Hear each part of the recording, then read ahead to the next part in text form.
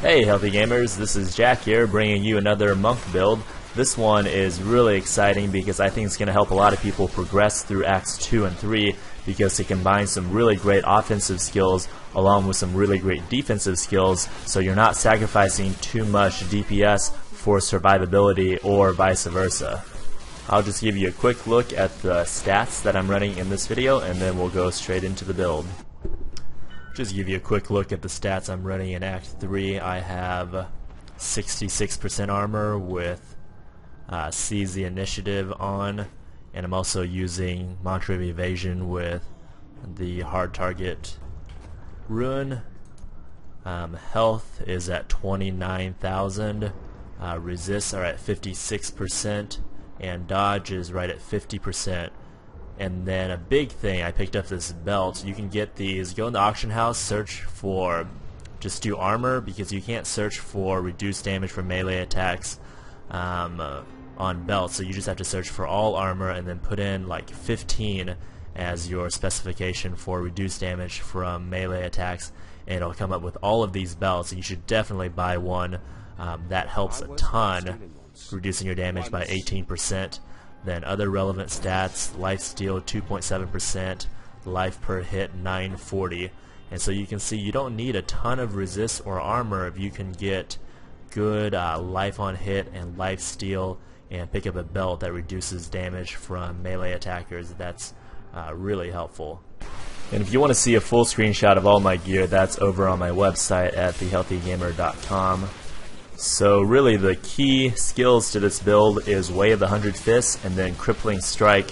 Way of the 100 Fists, I'm using the Blazing Speed rune, where every crit increases your crit, or not your crit, but your attack speed and your movement speed by 5%, up to 15. And then I'm using the Mango rune for Crippling Strike, which also reduces the target's damage output by 20%, in addition to also slowing their attack speed and move speed by 20%. So Way of the 100 Fists is really great because that 15% increased attack speed increases not only your DPS but also your life on hit, your life steal, and then the move speed allows you to kite much easier. And then Crippling Strike is good obviously because it's reducing the damage output of your enemies, but also it's really great for fighting large packs of mobs because each hit counts. And what I mean by that is every time you do Crippling Strike, you hit, it's an AoE attack, so if you're hitting 6 mobs, that counts for your life on hit. So you're getting, with one attack, you're getting your life on hit multiplied by 6, and also if you crit on that attack, you're going to crit for all 6 mobs, and that's going to spawn 6 tornadoes. So it's really wonderful for big groups of mobs. So you can see there I have Crippling Strike bound to my Q key. I like that better than right click because I find it kind of hurts my hand to constantly switch between left and right click. So I just hit Q instead. That's just a personal preference. Try out whatever keybind works best for you. And so what I do against single target mobs is I will use Way of the 100 Fists because it's better single target DPS, and then I will hit Crippling Strike at least once every 3 seconds to keep the debuff on them. But against big packs of mobs, I will do the opposite. I will use Crippling Strike as my primary attack and then just use Way of the 100 Fists to keep that 15% attack increase attack speed buff on myself. Now this build won't make you invulnerable, but it will, it definitely helps out a lot. I found, like this pack before, I would have just shit myself. Are you kidding me? All these molten guys running around with mortars and everything else. But now it's not so bad. You know, I'll still die every once in a while to just stupid stuff, but it's a lot less frustrating with this build. And now for your healthy tip of this video, if you don't enjoy doing long runs, like most sane people don't, you should try doing interval sprints. And one of the good, easy ways to incorporate interval sprints into your workouts is to just sprint the straightaways on, say, like a quarter-mile track.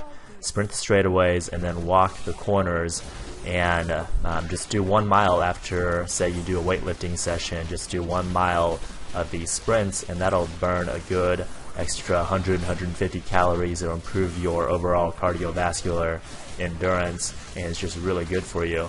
And it's something, it's easier in your mind to do when you know you can walk every corner rather than having to run, say, 1 or 2 miles straight. Well, that's all I have for you today. Please hit like and subscribe if you found these videos helpful. I'll be putting out new content every day, so subscribe and you'll find lots more tips and tricks and guides and things like that. And then I want to show you this. It's called Drankin' Sang Online. One of my friends sent it over to me, and I saw it as like, oh, whatever, another one of those free-to-play shitty MMOs. But it's actually kind of cool because it's all browser-based, and it's action RPG. Let me show you the trailer. And it's an MMO. They've got like 8.5 million people on it right now. So I probably wouldn't play it over Diablo 3. But it's a good option for those times you're stuck at work and like you can't really play games but you don't have anything else to do, or you're like on a trip and you just have a laptop that can't handle Diablo.